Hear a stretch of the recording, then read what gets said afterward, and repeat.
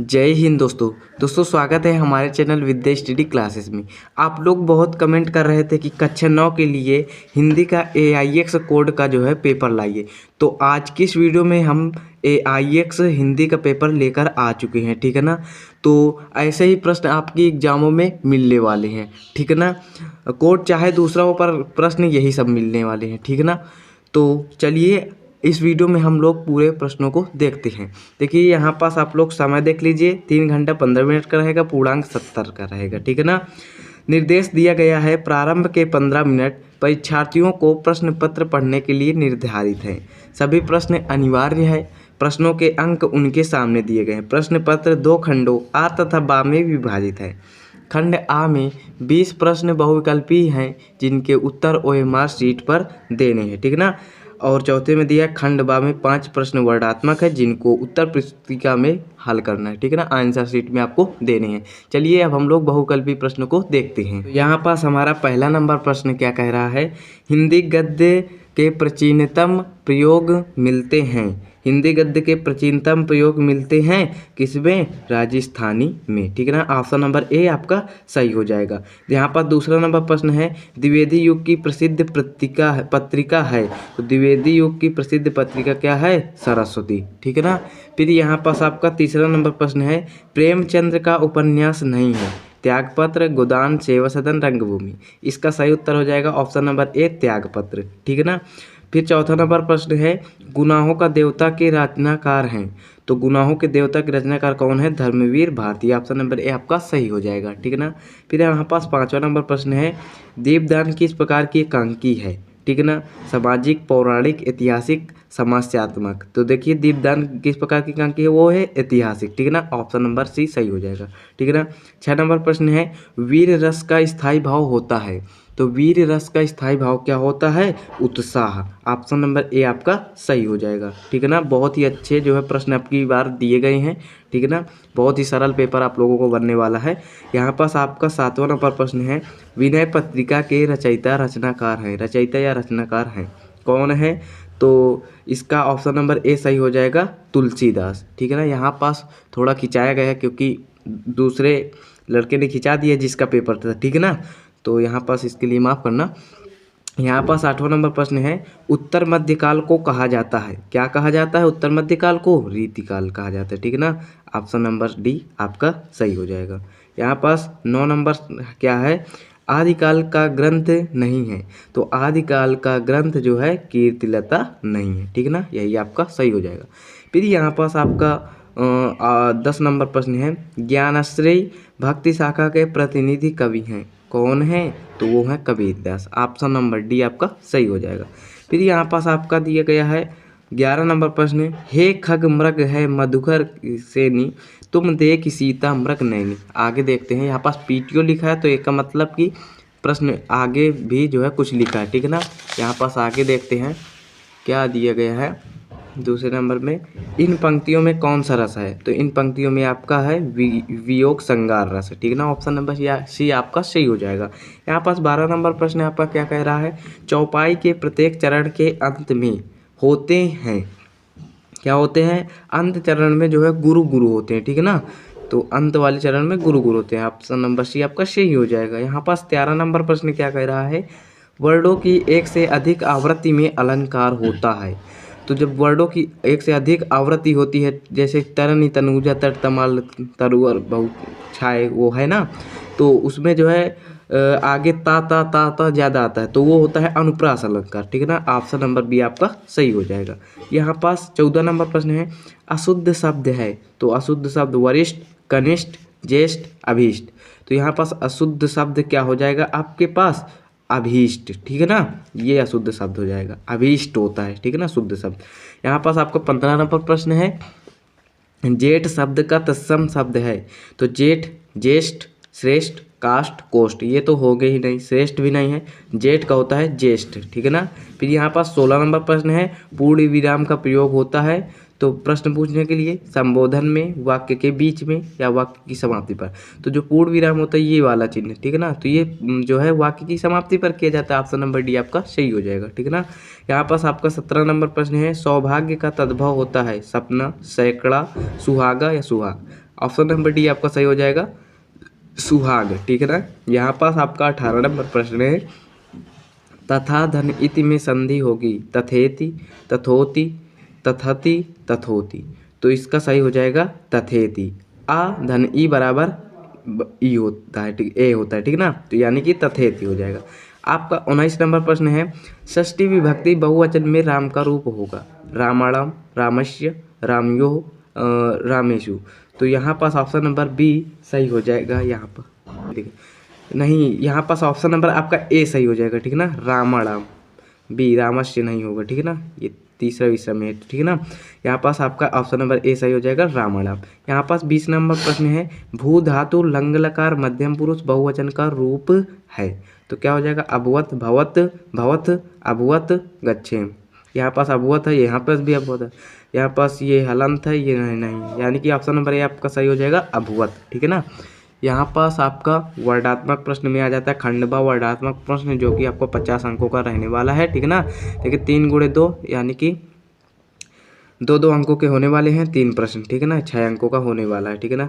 दिए गए गद्यांश पर आधारित निम्नलिखित प्रश्नों का उत्तर दीजिए। यहाँ पास गद्यांश है, इसके आधारित आपको उत्तर देने हैं। यहाँ पास आप लोग देख लीजिए, छोटा भाई रोता था और उसके रोने का तात्पर्य था कि मेरी मौत मुझे नीचे बुला रही है। यद्यपि वह शब्दों से ना कहता था, वास्तव से में मौत सजीव और नग्न रूप में कुएं में बैठी थी, पर उस नग्न मौत से मुठभेड़ के लिए मुझे भी नग्न होना पड़ा।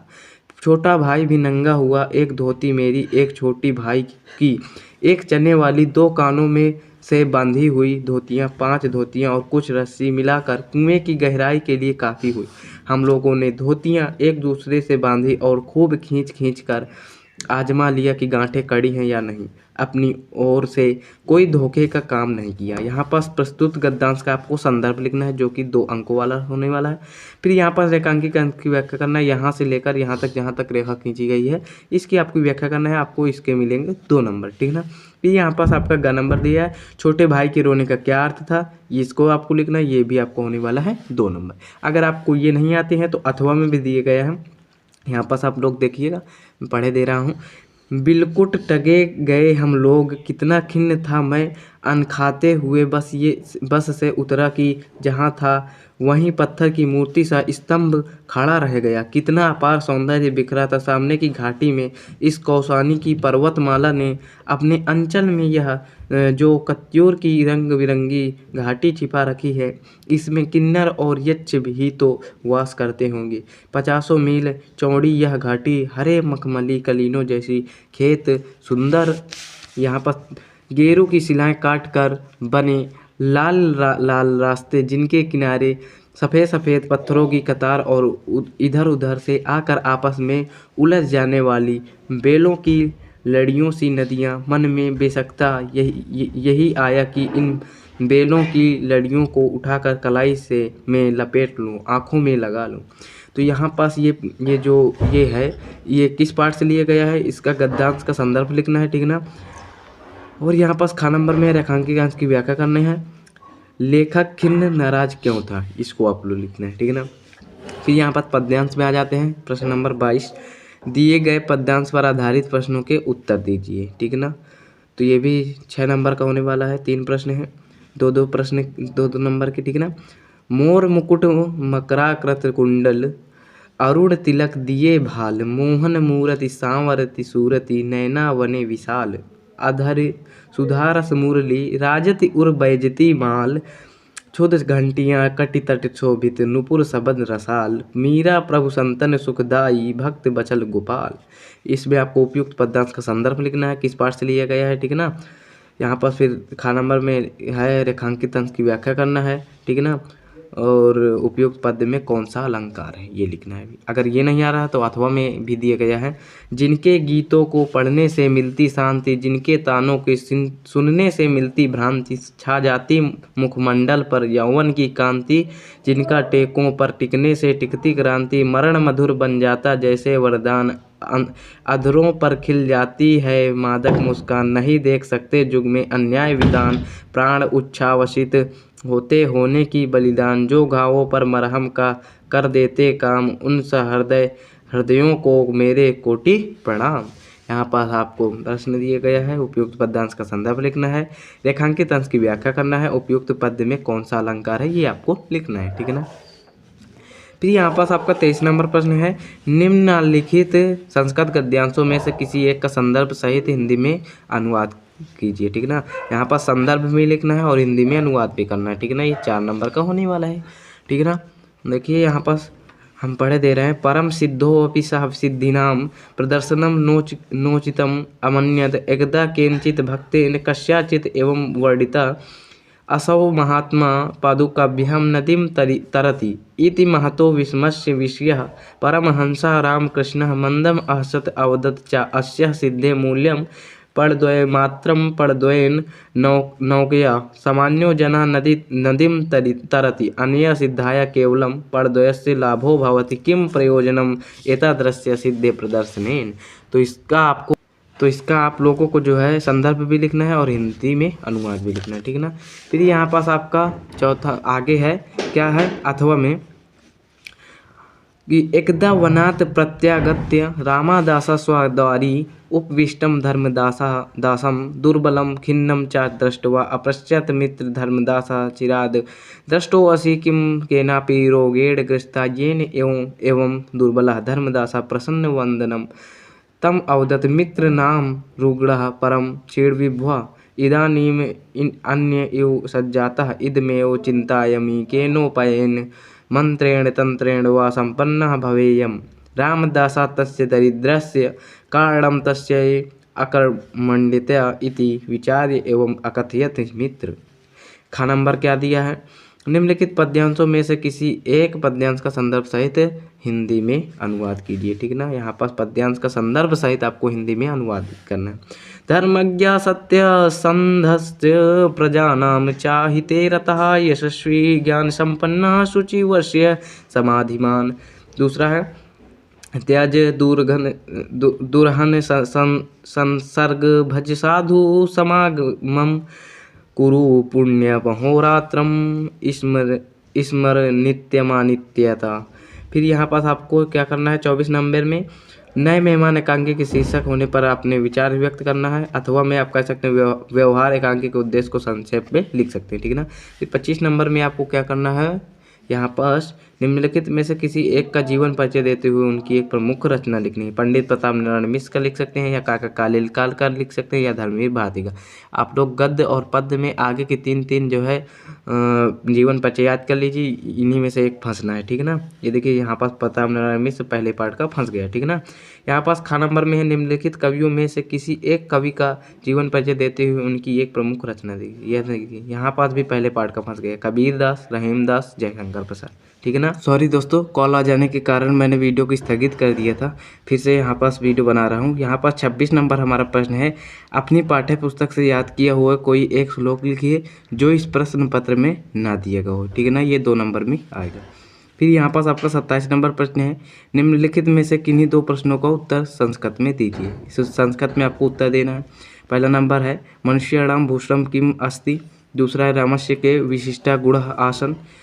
तीसरा है, अंधकारे कहा वार्यताम। चौथा है, रामकृष्ण सेवाश्रमः केन स्थापिता। यहाँ पास 28 नंबर प्रश्न है, निम्नलिखित मुहावरों और लोकोक्तियों में से किसी एक का अर्थ बताते हुए अपने वाक्यों में प्रयोग कीजिए। पहला नंबर है, अक्ल पर पत्थर पड़ना, घी के दिए जलाना। तीसरा है आपका, जिसकी लाठी उसकी भैंस। चौथा है आपका, अंधों में काना राजा। यहाँ पास आपका 29 नंबर प्रश्न है, निम्नलिखित में से किन्हीं 2 वाक्यों का संस्कृत में अनुवाद कीजिए। यहाँ पास आप लोग देख सकते हैं, स्क्रीनशॉट ले लीजिए, आपको संस्कृत में अनुवाद करना है।